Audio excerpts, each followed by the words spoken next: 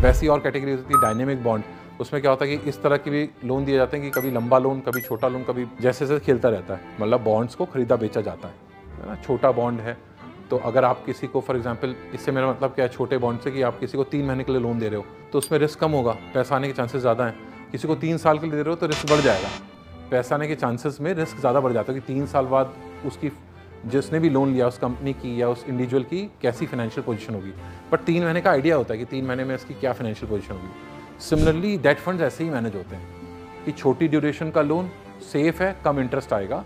Medium duration का loan, जिसको medium term debt fund बोलते हैं, 1.5-2 साल, 3 साल का, 4 साल का, चलो कंपनी दे देगी तब तक रहेगी। और 10 साल का लोन, 12 साल का लोन, भाई 10 साल बाद कंपनी है नहीं है, उसमें इंटरेस्ट रेट ज़्यादा मिल जाता है, तो उनको बोलते हैं long term funds, income funds.